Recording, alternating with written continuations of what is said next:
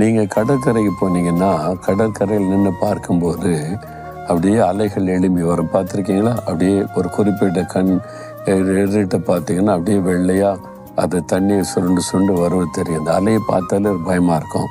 அப்போ கரையில் வரும்போதெல்லாம் இந்த அலைகள் இருக்கும். அதுதான் நம்மளை பயமுறுத்தும். அதை உள்ளுக்குள்ளே போயிட்டீங்கன்னு வைங்களேன், உள்ளுக்குள்ளே கடலுக்குள்ளே கப்பலில் பிரயாணப்பட்டிருக்கீங்களா? அப்படிலாம் நான் பிரயாணப்பட்டிருக்கேன். பார்த்தா ரொம்ப ஆச்சரியம், ரொம்ப அமைதியாக இருக்கும். கரையில் தான் இந்த மாதிரி அலைகளாக வந்து அப்படியே பயமுறுத்தும். உள்ளுக்குள்ளே போனால் ரொம்ப அமைதியாக இருக்கும்.